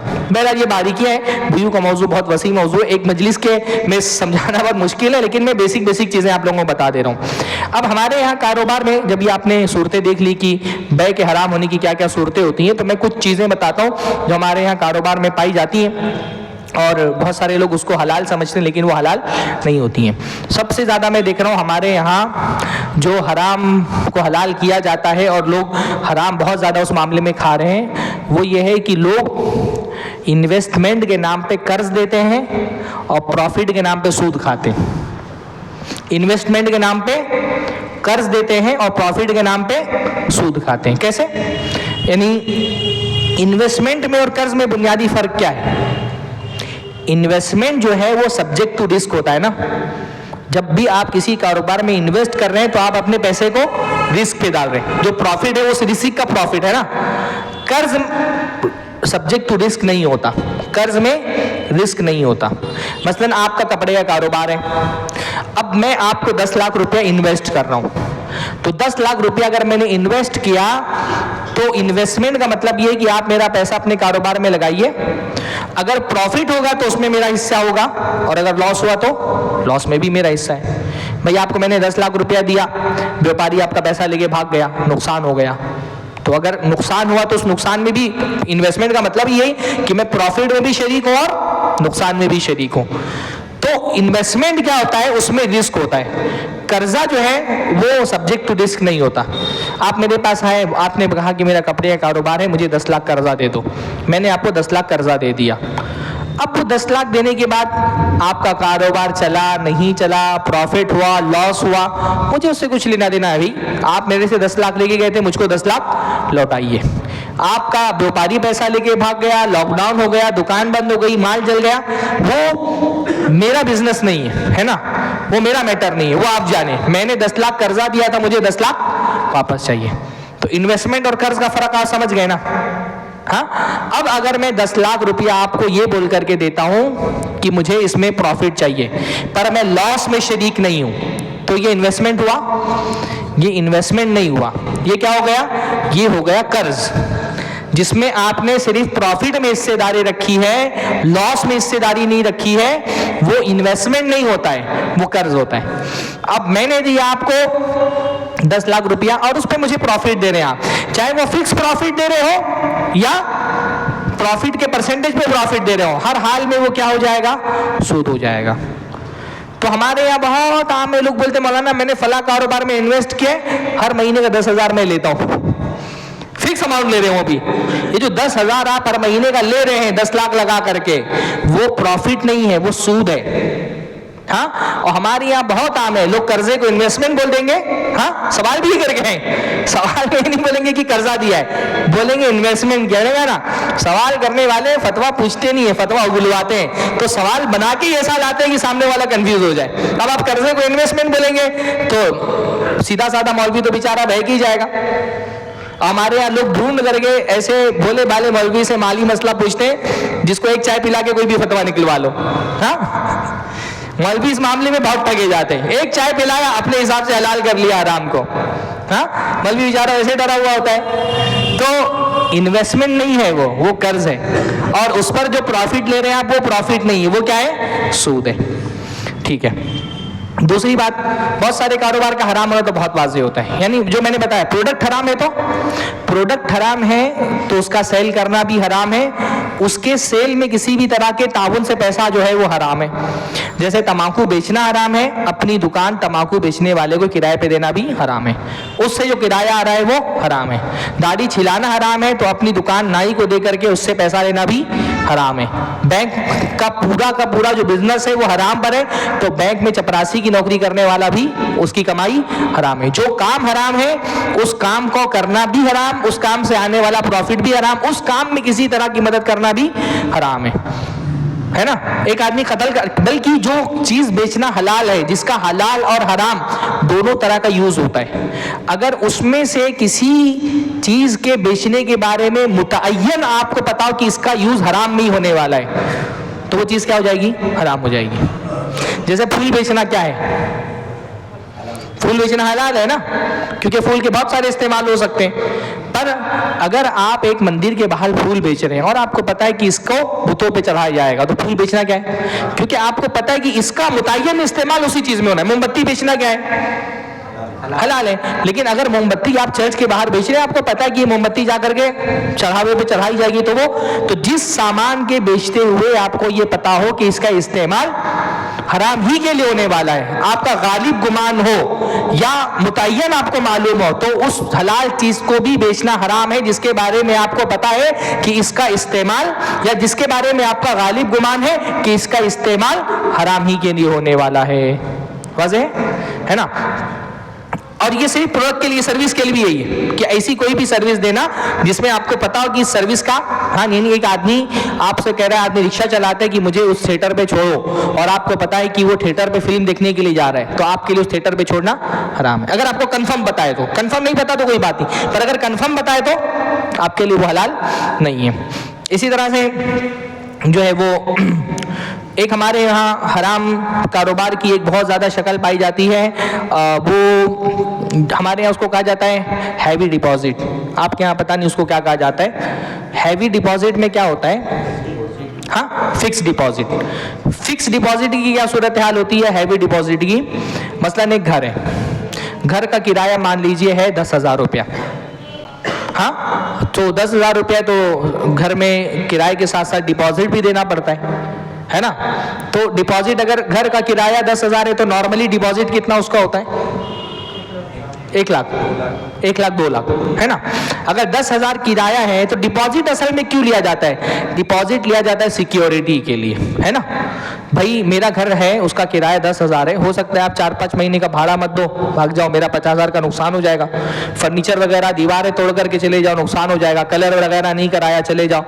तो लगभग मुझको 1 लाख से 2 लाख तक का इस बात का अंदेशा है कि आप मेरा नुकसान कर सकते हैं। तो घर के शुरू में, घर देने से पहले मैं 1 लाख रुपया आपसे बतौर डिपॉजिट एज अ सिक्योरिटी लेकर के अपने पास रख लेता हूं कि ये सिक्योरिटी के तौर पे रखा हुआ है ताकि आप मेरा नुकसान ना करिए। मेरा पैसा नहीं है, ये मैंने अपने लिए नहीं लिया है। ये किस लिए लिया है? सिक्योरिटी के तौर पे लिया ताकि आप मेरा कोई नुकसान ना करें। अच्छा, अब क्या होता है, मुंबई में तो बहुत होता है, यहाँ का नहीं पता मुझको। अब जिस घर का डिपॉजिट होना चाहिए 1 लाख या 2 लाख, उस घर का डिपॉजिट ले लेंगे 10 लाख 15 लाख। हाँ उस घर का डिपॉजिट का नहीं ले लेंगे 15 लाख। अब मैं भी पागल तो नहीं हूं कि मैं 15 लाख ऐसे ही आपको दूंगा। हाँ, तो उस 15 लाख के बदले में क्या करेंगे? जिस घर का किराया मुझको देना था 10,000, उसका किराया मैं दूंगा 2,000। उसका किराया मैं दूंगा 2,000। मेरा क्या फायदा है? मेरा 8,000 बच रहा है। आपका क्या फायदा है? आपको एक साथ 10 लाख 15 लाख रुपया मिल गया, जिसको आपने अपनी शादी में लगा दिया, हाँ, या कारोबार में लगा दिया। आमतौर पे डिपॉजिट लेने वाले या तो कारोबार करते हैं या तो शादी के लिए उनको पैसा चाहिए होता है। ये सूद की एक वाज़ेह शक्ल है ना। क्योंकि जो चीज आपने डिपॉजिट के नाम पे पैसा लिया है वो असल में डिपॉजिट नहीं है। क्योंकि डिपॉजिट तो जितना आपको रिस्क है उतना ही डिपॉजिट लिया जाता है ना। 15 लाख रुपया तो मैं आपका नुकसान कर नहीं सकता, 10 लाख तो मैं आपका नुकसान कर नहीं सकता। तो 10 लाख रुपया जो आप मुझसे ले रहे हैं वो डिपॉजिट नहीं है, वो कर्ज है।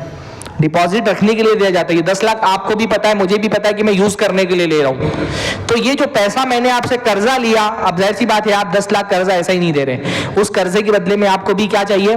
फायदा चाहिए। तो आप फायदा क्या लेते हैं? आप फायदा ये लेते हैं कि इस 10 लाख के बदले में मैं 8,000 रुपया ही भाड़ा दूंगा। तो हर महीने 2,000 भाड़ा दे रहा हूं, 8,000 जो मेरा बच रहा है वो क्यों बच रहा है? क्योंकि मैंने आपको 10 लाख रुपया 15 लाख रुपया कर्जा दिया हुआ है। तो कर्जे के बदले में फायदा उठाने को क्या कहते हैं? सूद कहते हैं। ये साफ साफ रिबा दुयून है ना। ये रिबा कर्ज है, कर्ज वाला रिबा है, इसमें कोई शक ही नहीं है। बल्कि कर्ज का सबसे बदतरीन रिबा है। जैसे भाई एक रिबा तो ये होता है कि 1 लाख मैंने दिया, आप कभी भी लौटाइए तो 1,10,000 ही लौटाना पड़ेगा। पर यहाँ क्या है? रिबल जाहिलिया है, बढ़ता जा रहा है सूद। हाँ, ये सूद जो है वो मल्टीप्लाई होता जा रहा है। जितना देर में आपका 10 लाख नहीं लौटाऊंगा उतना मुझे हर महीने आपको 8,000 देना पड़ रहा है। 8,000 दे ही रहा हूं एक तरह से ना मैं। जो 8,000 मुझे मिलना चाहिए वो नहीं मिल रहा, तो गोया कि मैं 8,000 आपको दे रहा हूं। तो ये जो है हैवी डिपॉजिट वो बहुत वाज़ेह शक्ल है हमारे यहाँ पे, ये बहुत आम है। अच्छा, अब शेयर मार्केट में भी बहुत सारी सूद की शक्लें पाई जाती हैं। शेयर मार्केट का जो बेसिक फंडा है वो तो हलाल है। शेयर मार्केट क्या है? कारोबार में हिस्सादारी का एक ब्रॉड लेवल पे, एक बड़े लेवल पे कारोबार में हिस्सादारी खरीदने का एक तरीका है शेयर मार्केट ना। भाई कोई कंपनी है, वो एक बड़ा कारोबार करना चाहती है और उस कारोबार के लिए उसको लोगों से इन्वेस्टमेंट चाहिए, तो वो शेयर मार्केट में जाती है, अपना IPO लॉन्च करती है और लोग जाकर के उसका शेयर खरीदते हैं। तो शेयर का मतलब होता है हिस्सा, यानी उस कारोबार में आप एक मालिकाना शेयर खरीद रहे हैं, मतलब एक मालिकाना हुकूक खरीद रहे हैं। आपके पास किसी कंपनी के जितने % शेयर है, गोया कि आप कंपनी के उतने ही % मालिक है। तो बुनियादी तौर पर एक कारोबार में अकेले भी आदमी कारोबार कर सकता है, 10 पार्टनर भी हो सकते हैं, 10 लाख पार्टनर भी हो सकते हैं। पार्टनरशिप में कोई प्रॉब्लम नहीं है। पर शेयर मार्केट के शेयर लेने के कुछ शर्तें हैं। पहली शर्त तो वही है कि जिस कंपनी का आप शेयर ले रहे हैं उस कंपनी का प्रोडक्ट हलाल होना चाहिए। तो आप शराब की कंपनी का शेयर नहीं ले सकते, है ना, जुए की कंपनी का शेयर नहीं ले सकते हैं, बैंक्स के शेयर्स आप नहीं ले सकते हैं। प्रोडक्ट हलाल होना चाहिए। दूसरा, अगर प्रोडक्ट बेसिक प्रोडक्ट हलाल है लेकिन उसका कोई मेजर पार्ट हराम है, तो भी आप उस कंपनी का शेयर नहीं ले सकते। जैसे रेस्टोरेंट्स होते हैं या होटल्स की चेन्स होती हैं, उनमें गर्चे की बुनियादी तौर पे खाना हलाल होता है, लेकिन उसमें शराब भी सर्व की जा रही है, तो उसका एक मेजर प्रोडक्ट जो है वो हराम है। ये शुगर मिल वाले जो है ना, उसके जो वो होते हैं वो शराब की कंपनियों को बेचते हैं, तो ऐसी भी कंपनी का आप शेयर नहीं ले सकते जिसका मेजर पार्ट जो है वो हराम हो। तीसरा, आप शेयर्स ले सकते हैं, यानी मालिकाना हुकूक, मालिकाना हिस्सेदारी। शेयर्स के अलावा जो दूसरी चीज़ें कर्ज की शक्ल में बेची जाती हैं वो नहीं ले सकते। जैसे डिबेंचर्स, डिबेंचर जो होते हैं वो क्या होता है, कंपनी शेयर नहीं दे रही आपको, आपको डिबेंचर दे करके आपसे कर्जा ले रही है ना, तो डिबेंचर आप नहीं खरीद सकते। बॉन्ड्स जो आमतौर पे जो हुकूमतें होती हैं वो बॉन्ड्स बेचती हैं, बॉन्ड्स भी एक तरह का कर्जा होती है, बॉन्ड्स नहीं ले सकते। इसी तरह से जो फ्यूचर ट्रेडिंग होती है, इंट्राडे है और दूसरी ट्रेडिंग्स है ना, फ्यूचर ट्रेडिंग में क्या होता है कि आप सामान नहीं खरीदते, सामान बेचने का ऑप्शंस खरीद रहे हैं, ऑप्शंस ट्रेडिंग भी इसको कहा जाता है, हाँ? तो जो फ्यूचर ट्रेडिंग है वो भी क्या है, शेयर मार्केट में हराम है। इसी तरह से प्रेफरेंस शेयर्स नहीं ले सकते आप, क्योंकि अगर आप शेयर ले रहे हैं, प्रेफरेंस शेयर में क्या हो रहा है कि कंपनी को डूबने लगेगी तो कंपनी पहले क्या करेगी, आपका प्रॉफिट आपको देगी, तो प्रेफरेंस शेयर भी नहीं ले सकते। अच्छा, इसमें ये सारी चीज़ें तो तकरीबन हो जाती हैं। सबसे बड़ा मसला शेयर मार्केट में आता है, आप किसी भी ऐसी कंपनी का शेयर नहीं ले सकते जो सूद लेती हो या सूद देती हो। अब यहाँ आकर के मसला फंस जाता है, क्योंकि भाई कारोबार इतना बड़ा होता है कंपनी का कि मतलब 5,000 करोड़ मेरे ख्याल से सेबी की तरफ से शर्त है, 5,000 करोड़ का आपका टर्नओवर है तभी आप शेयर मार्केट में लिस्ट होते हैं, वरना आप लिस्ट ही नहीं होंगे। 5,000 करोड़ जाहिर सी बात है किसी कंपनी के पास अपना लिक्विड कैश 5,000 का नहीं होता है, इतना बड़ा पैसा होता नहीं। तो नॉर्मली जो कंपनियां लिस्टेड होती हैं वो या तो जो बड़े वेंचर कैपिटलिस्ट होते हैं उनसे, या फिर ये कि वो बैंकों से उतना कर्जा लेकर के ही आती है मार्केट में, और जब मार्केट में लिस्ट हो जाती है तो इन्वेस्टमेंट मिलता है, उससे वो क्या करती है, वो कर्जा सूद समेत चुका रही होती है। तो बेशतर कंपनियां तो वो हैं जो सूद दे रही होती हैं, या जो बड़ी कंपनियां जिनके पास इन्वेस्टर्स अच्छे हैं, भाई जैसे टाटा की है, टाटा की सारी कंपनियों के पास इतने इन्वेस्टर्स हैं, टाटा का कोई भी आईपीओ लॉन्च होता है तो लोग एकदम भाग खड़े होते लेने के लिए, तो उनके पास जब इन्वेस्टमेंट ज्यादा आता है, लिक्विड कैश ज्यादा है, तो जाहिर सी बात है कंपनी इस दौर में लिक्विड कैश अपने पास क्यों रखेगी, वो लगा देती है, वो बैंकों को दे देती है, बैंक उससे लेकर के उसको बैंक सूद दे रहे होते हैं। तो बेशतर कंपनियां जो है ना शेयर मार्केट में या तो वो सूद दे रही होती हैं या तो सूद ले रही होती हैं, और यही सबसे बड़ा मसला है।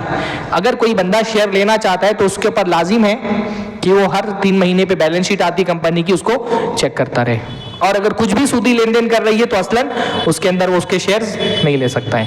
हमारे यहाँ अहनाफ ने ये बहुत बड़ा मसला कर दिया है, फिक अकेडमी वालों ने भी, और भी बहुत सारे मौलवियों का फतवा है कि वो कहते हैं 33% या बाज़ फ़िक़ही जो अहनाफ के फ़िक़ही फ़क़ीह हैं वो कहते हैं 25% अगर सूदी लेन देन कर रहे हैं तो ऐसी कंपनी का शेयर ले सकते हैं, पर इसकी कोई शरई दलील नहीं मौजूद है। चाहे 1% भी सूद हो, सूद होता है, सूद में ज़र्रा बराबर भी सूद जायज़ नहीं है। जैसे मैंने बताया ना, गरर थोड़ा बहुत हो तो जायज़ है, गरर जो बताया अनसर्टेनिटी, अगर अनसर्टेनिटी थोड़ी बहुत हो तो जायज़ है, लेकिन रिबा थोड़ा सा भी हो तो जायज़ नहीं है। तो 1 भी % अगर सूद में इन्वॉल्व है तो शेयर उसके नहीं ले सकते। नॉर्मली भाई हम कोई बहुत बड़े स्केल पे किसी का कारोबार तो अलग बात है, हम लोग नॉर्मली मुसलमानों को ये कहते हैं शेयर मार्केट बहुत अच्छी चीज़ नहीं है, उधर नहीं जाना चाहिए। हमारे यहाँ शेयर मार्केट का पूरा ढांचा सूद पर, धोखेबाजी पर खड़ा हुआ है ना, पूरा शेयर मार्केट, क्योंकि यहाँ पे जो फ्लैक्चुएशंस होता है रेट्स में, वो फ्लैक्चुएशंस वो सप्लाई डिमांड पर नहीं होता, हाँ उसमें सब सियासत चलती है, अपना जो है अलग अलग तरह के कार्टल्स बने होते हैं, वो कार्टल्स कोई मार्केट को ऊपर लेके जा रहा है, कोई नीचे लेके आ रहा है, सारी धोखेबाजियां भी उसी में होती हैं। हाँ, जैसे भी टेस्ला के बारे में लोग बोलते हैं बबल बना हुआ है, जब फूटेगा तो बहुत लोगों का पैसा डूबेगा उसमें। किसी अपने आप कोई भी शेयर अपने आप बगैर डिमांड के अफवाहों की वजह से कभी बढ़ जाता है कभी घट जाता है। तो शेयर मार्केट फी नफ्सी बहुत अच्छी चीज़ नहीं है। मैं तो समझता हूँ ये मौलवियों को उम्मत परेशान है कि बहुत सारे लोगों को इस फितने से बचा के रखा हुआ है। लोग मौलवियों को बुरा भला बोलते हैं, आमतौर पर तो यही कहा जाता है कि मौलवियों को पता ही नहीं है, लेकिन मैं समझता हूँ कि उम्मत के मौलवियों का एहसान है कि ये शेयर मार्केट की फितने से बचा हुआ है बंदा। शेयर मार्केट बहुत अच्छी चीज़ नहीं है, उसमें ट्रेडिंग में बहुत मतलब रिस्की ट्रेडिंग है, और मैं बड़े बड़े लोगों को देखा है कि वो मना करते हैं कि अगर आपको इन्वेस्टमेंट करना ही है एसेट्स में इन्वेस्ट करें, हाँ ऐसी चीज़ों में इन्वेस्ट करें जो इन्वेस्टमेंट आपको, जैसे सोना है चांदी है, ये चीज़ें वो है ना वो कुछ रिटर्न देकर के जाती हैं, वो एसेट्स रहती हैं। ऐसी चीज़ों में इन्वेस्ट करना बहुत बुरा है जिसमें बहुत रिस्क होता है। शेयर मार्केट में हर तरह के उसमें बहुत रिस्क होता है। बहरहाल इसी तरह से हराम कारोबार की और भी बहुत सारी, कौन सी बात बताऊं कौन सी छोड़ दूं। हराम कारोबार की एक शक्ल हमारे यहाँ कुछ जगहों में पाई जाती है, पता नहीं यहाँ की नहीं, पोस्ट डेटेड चेक बेचना। पोस्ट डेटेड चेक क्या होता है कि जैसे चेक है, अब चेक मैंने मान लीजिए कपड़े का कारोबार करने वाले बहुत करते हैं, मैंने सामान दिया व्यापारी को, व्यापारी ने मुझे 10 लाख का चेक लिख करके दिया, लेकिन डेट अभी क्या चल रहा है दिसंबर, उसने डाल दी मार्च की डेट। 10 लाख का चेक मेरे पास है पर मैं इसको विड्रॉल नहीं कर सकता, कब करूंगा, मार्च में करूंगा, पर पैसे की जरूरत मुझे अभी है। तो मार्केट में ऐसे लोग होते हैं ना, आप उनको जाकर के चेक भेज दो, आपका 10 लाख का चेक है, वो आपको 9.5 लाख रुपए दे दिया उसने, हाँ, या 9,80,000 दे दिया, अब 9,80,000 आपको कैश मिल गए, ये जायज़ है, ये सूद है। क्योंकि इसकी सूरत क्या बनती है कि मैंने इस बंदे से 9,80,000 रुपया, 9,80,000 मैंने इससे उधार लिया है और मैं पेमेंट करूंगा तो कितना करूंगा, पूरा 10 लाख करूंगा, तो एक तरह से सूद की किसे में पोस्ट डेटेड चेक बेचना। ऐसे ही बिस्सी खरीदना और बेचना, बिस्सी आपके यहाँ चलती, कमेटी डालना जिसको बोलते हैं, बिस्सी अच्छी चीज है, जो कमेटी डालते हैं ना बिस्सी, मैं ये समझता हूँ हमारे यहाँ पर जो गवर्नमेंट का या जो बैंक का लोन होता है ईएमआई वाला, ईएमआई और बैंक के लोन का सबसे अच्छा बदल है बिस्सी, कमेटी डालना, है ना। लोग बोलते हैं भाई इतना महंगा सामान खरीदना है, 1 लाख रुपए एक साथ नहीं होता, तो बिस्सी डालो, 10-10 हज़ार की 10 लोगों ने बिस्सी डाली, जिस आदमी का एक महीने में 1 लाख रुपया आ गया, 1 लाख का वो सामान खरीद ले। तो बिस्सी डालना, कमेटी डालना फी नफ्सी हलाल है, अलबत्ता उसमें कुछ सूरतें हैं जो हुर्मत वाली पाई जाती हैं। एक सूरत क्या है बिस्सी डालने की, जैसे 10 लोग मिले, 10-10 हज़ार रुपये जमा किया, 10 लोग हैं, मेरा नाम आ गया, मुझे मिल गए एक साथ 1 लाख रुपए, 10,000 मैंने दिया, मुझे कितने मिल गए, 1 लाख, इस 1 लाख में 10,000 तो मेरा है, बाकी 10,000 9 अलग अलग लोगों ने मुझको दिए हैं, है ना। तो गोया कि 90,000 मैंने कर्जा लिया, एक 10,000 ये मेरा है। अब दूसरे महीने में आपकी बिस्सी उड़ गई, अब आपको मैंने 10,000 दिए और बाकी 8 लोगों ने 10-10 हज़ार दिए, आपको जो 1 लाख रुपया मिला उसमें 10,000 आपका है, 10,000 जो आपने मुझे कर्जा दिया था वो मैंने आपको लौटा दिया, 20,000 वो हो गया, बाकी 8 लोगों ने आपको 10-10 हज़ार रुपया कर्जा दिया, है ना। ये कर्जे की सूरत है, ये जायज़ है शरअन, इसमें कोई हर्ज की बात नहीं है। हर्ज कहाँ पैदा होता है, जब बिस्सी खरीदे या बेची जाती है। उसमें क्या होता है, मेरा पहले महीने में बिस्सी आई, मुझे 1 लाख मिल गया, पर मुझे 1 लाख की ज़रूरत नहीं, आपको शदीद ज़रूरत है, तो आपने मेरी बिस्सी 95,000 वाली ले ली, 5,000 में खरीद ली, 5,000 में खरीदी मतलब आपने मेरी बिस्सी के टाइम पे लिया 95,000, अब आपकी बिस्सी उठेगी तो मैं कितना ले लूंगा, पूरा 1 लाख ले लूंगा, तो ये सूद हो गया ना, ये सूद हो गया। हाँ, बहुत सारी ऐसी सूद की किस्में, जुए की किस्में हमारे यहाँ पाई जाती है। एक मतलब मैंने दोस्तों के साथ बैठा था, होटल में खाना खाने के लिए गए थे ढाबे पर, तो दोस्तों ने बोला सब लोग अपना मोबाइल जमा करो, जिसकी बीवी का फोन पहले आएगा वो पेमेंट करे। मतलब ये बात चल रही थी कि इसकी बीवियां जो हैं वो ज्यादा फोन करती हैं, तो कहा गया कि मेरे लिए ज्यादा रिस्क है भाई सबसे 3 गुना ज्यादा रिस्क था मेरे लिए। तो सबने का अपना अपना फोन जमा करो और जिसका बिल, जिसकी बीवी का फोन पहले आया वो पेमेंट करेगा, जायज है? हाँ, क्यों? हाँ, ये ऐसी चीज है जिसमें जुआ पाया जाता है, ये जुआ है ना। जुए में क्या होता है, इम्मा गानिम इम्मा गारिम, या तो आदमी ने जो लगाया है वो भी डूब जाएगा या बहुत ज्यादा मिल जाएगा, है ना। इसमें यही है ना कि या तो क्या होगा, मैं जो खा रहा हूं उसका भी पेमेंट मुझे नहीं करना पड़ेगा, बच जाएगा मेरा, या फिर सबका पेमेंट मुझे ही करना पड़ेगा। तो ये जुए की शक्ल है। ऐसी बहुत सारी शक्लें पाई जाती हैं। वैसे तो हमारे यहाँ आजकल जुए को लोग हराम ही नहीं समझ रहे, जितने भी बैटिंग ऐप पाए जाते हैं, ड्रीम 11 से लेकर के अलग अलग तरह के सारे बैटिंग ऐप असल में क्या है, जुआ है शरअन, उसमें खेलना, पैसा लगाना हराम है, जो पैसा आप जीतते हैं वो हराम है। जुए के अंदर सूद भी पाया जाता है। जुआ अपने आप में सूद ही की किस्म है ना।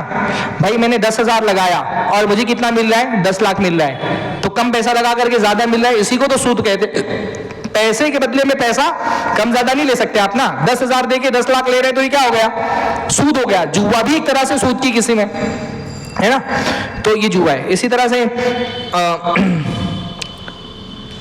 जो हमारे यहाँ जीरो EMI वाले, आखिरी बात बोलता हूँ, टाइम ही मेरे पास, जीरो EMI के नाम पे जितने भी इंस्टॉलमेंट वाले लोन होते हैं वो सब के सब सूद हैं। यानी सूद, जीरो EMI हो या ना हो, हमारे यहाँ पे लोन की जितनी भी किस्में पाई जाती हैं मसलन क्या है, सूद है। क्योंकि मैंने क्या बताया, कोई भी सामान अगर वो सोना चांदी और करेंसी ना हो, तो सोना चांदी करेंसी के अलावा कोई भी सामान आप उसका पेमेंट एडवांस में भी कर सकते हैं, नकद भी कर सकते हैं और उधार भी दे सकते हैं। तीनों तरह से जायज़ है। जब उधार दे सकते हैं तो उधार एक साथ भी दे सकते हैं और किस्तवार भी दे सकते हैं। जैसे मेरा ये मोबाइल है, मैं कहता हूँ ये मोबाइल आप 50,000 का है, अभी देंगे तो 50,000, या आप चाहें तो एक एक महीना करके 5 महीने में 10-10 हज़ार दें, जायज़ है। इसके जायज़ होने में कोई इख्तिलाफ नहीं है ना। लेकिन अगर मैं ये शर्त लगा दूं कि अगर 5 महीने में आप 50,000 नहीं दे पाए, छठे महीने में आपको 55,000 देने पड़ेंगे, तो ये जायज़ है? जायज़ नहीं। क्यों? इसमें सूद आ गया, है ना। ऐसी दूसरी सूरत यह है कि मैं कहूँ मेरा मोबाइल है, अभी आप देंगे, आज अभी दे रहे हैं तो 50,000 का, और अगर एक एक महीना करके देंगे तो 6 महीने में 60,000 लूंगा मैं, जायज़ है? हाँ, जायज़ है कि नहीं है? अभी दिया तो 50,000 का, और अगर उधार में दिया तो 10 महीना करके 10,000 तो 60,000 का, जायज़ है। सही ये बात है। इसमें बाज़ उलमा ने इख्तिलाफ किया है, लेकिन जुमहूर उलमा का मौक़िफ़ यही है कि जायज़ है। हाँ, मज़ाहिब अरबा का भी मौक़िफ़ है, शेख इब्न बाज़, शेख इब्न उसैमीन सब इसको जायज़ है, शेख अलबानी हराम कहते हैं उसको। अलबत्ता उसके जायज़ होने की एक शर्त है, जब डील हो रही हो तो ये फाइनल हो जाना चाहिए कि आप नकद में दे रहे हैं या उधार में दे रहे हैं। क्योंकि अगर डील के वक्त आपने तय नहीं किया कि आप नकद देंगे या उधार देंगे तो अनसर्टेनिटी आ गई, पता नहीं चल रहा है आपने 50 में खरीदा 60 में खरीदा, तो अनसर्टेनिटी आ जाएगी, तो वह क्या हो जाती है? हराम हो जाती है। तो डील के वक्त फाइनल हो जाए तो ये जायज़ है। लेकिन इसमें भी वही शर्त रहेगी कि अगर 60,000 में बेचा है तो 60,000 ही पेमेंट लेना है। अगर ये हुआ कि इंस्टॉलमेंट में ताखीर हो गई तो आपको 5,000 10,000 एक्स्ट्रा देना पड़ेगा, तो ये हराम है, क्योंकि किसी भी पेमेंट में होने वाली ताखीर पर लिया जाने वाला एक्स्ट्रा पैसा सूद होता है। अब हमारे यहाँ जितनी भी कंपनियां, चाहे वो 0 EMI के नाम पे बेचती हो या EMI के नाम पे बेचती हो, ये शर्त सब में होती है कि आप टाइम पे इंस्टॉलमेंट नहीं भर पाएंगे तो आपको एक्स्ट्रा देना पैसा। अगर एक्स्ट्रा पैसा आप नहीं भी दें तो भी वो आपने जब ट्रांजैक्शन किया तो वो हराम हो गई। बस हम लोग बोलते हैं कि जैसे क्रेडिट कार्ड में भी यही मसला है कि आपने बैंक से क्रेडिट लिया, अब क्रेडिट आप टाइम पर दे भी दे रहे हैं, तब भी जब आपने क्रेडिट लिया तो आपने सूद की शर्त मान ली ना, तो क्रेडिट कार्ड से भी पेमेंट करना हराम है, क्योंकि जब आप ट्रांजैक्शन कर रहे हैं तब आपने सूद की शर्त मान ली। मैंने वो 6 चीजों में बताया था ना, ऐसी ट्रांजैक्शन नहीं होना चाहिए जिसमें जो शर्त सूद की पाई जाए। अगर सूद की शर्त में आपने खरीद लिया तो सूद दिया या नहीं दिया वो ट्रांजैक्शन क्या हो जाता है? हराम हो जाता है। तो सिर्फ क्रेडिट कार्ड की एक सूरत हलाल है जिसको कहते हैं प्रीपेड क्रेडिट कार्ड। ये पता नहीं इंडिया में मिलता है कि नहीं मिलता है, सऊदी वगैरह में मिलता है। प्रीपेड क्रेडिट कार्ड में ये होता है, वो डेबिट कार्ड की तरह होता है कि आप पहले से पेमेंट करके कार्ड में प्रीपेड पैसा रखते हैं और फिर उससे आप सामान की खरीदारी करते हैं। तो क्रेडिट कार्ड अगर प्रीपेड क्रेडिट कार्ड हो तो हलाल है, वरना क्रेडिट कार्ड से ट्रांजेक्शन हराम है। डेबिट कार्ड इंशाअल्लाह ताला आप यूज कर सकते हैं। बहरहाल इन्हीं बातों पे आज का इंश्योरेंस जो है उसकी जितनी भी किस्में सबकी सब सूद हैं और गरर है उसके अंदर। इंश्योरेंस चाहे हेल्थ इंश्योरेंस हो, कार इंश्योरेंस हो, बिजनेस का इंश्योरेंस हो, इंश्योरेंस की सारी किस्मों में पहली बात तो गरर पाया जाता है। जैसे आपने कहा आपने भाई हेल्थ इंश्योरेंस लिया, हेल्थ इंश्योरेंस में जैसे कवर मिला है, आजकल हार्ट अटैक का कवर चल रहा है, हाँ, तो आपको ये 10,000 रुपया आपने भरा है कि अगर अटैक आ गया तो आपका 10 लाख का जो इलाज है वो फ्री में हो जाएगा। अब आपने 10,000 भर दिया, पैसा तो आपने भर दिया, पर सामान मिलेगा कि नहीं मिलेगा ये आपको पता है? अटैक आया तो मिलेगा, नहीं आया तो नहीं मिलेगा। और मैंने शर्त क्या बताई थी? जो भी सामान बेच रहे हो वो पोजीशन देना वाजिब, क्या पोजीशन देंगे, है ना। गाड़ी का एक्सीडेंट होगा तो क्लेम मिलेगा, तो आपको पता ही नहीं गाड़ी का एक्सीडेंट होगा कि नहीं होगा, है ना। तो जो सामान आपने खरीदा है आपको पता ही नहीं कि वो मिलेगा कि नहीं मिलेगा, तो जिस सामान के बारे में पता ही ना हो पोजीशन मिलेगी कि नहीं मिलेगी वो क्या है? हराम है। फिर इंश्योरेंस में सूद भी होता है, आप कम पैसा देकर के ज्यादा पैसा ले रहे हैं, 10 लाख रुपया देकर के 10,000 रुपया देकर के 10 लाख का क्लेम ले रहे हैं आप, तो उसके अंदर सूद भी होता है, सूद भी होता है। और फिर इंश्योरेंस के बहुत नुकसान हैं। हाँ, इंश्योरेंस के बहुत सारे नुकसान हैं। गाड़ियों में जो लापरवाही लोग करते हैं, चलाते हैं, उसकी वजह भी होती है कि इंश्योरेंस भरा हुआ है, कौन सा अपनी जेब से भरना है। हाँ, एक्सीडेंट्स की भी बहुत बड़ी वजह है। तो इंश्योरेंस में बहुत सारी सूद की किस्में पाई जाती हैं। बाकी लेट फाइन के बारे में मैंने बता दिया कि लेट फाइन जो है वो जितना भी लेट फाइन की किस्में सबकी सब सूद है। फटी हुई नोटों का जो कारोबार होता है वो भी हराम है ना, क्योंकि ज़्यादा पैसा देकर के आप कम पैसा देकर के ज़्यादा पैसा ले रहे हैं। इसी तरह से जो है वो इंशाअल्लाह ताला आज के लिए इतना काफ़ी है। सुभान अल्लाह बिहम्दी, सुभानक अल्लाहुम्मा बिहम्दिका, अशहदु अल्ला इलाहा इल्ला अंता, अस्तगफिरुका व अतूबु इलैक।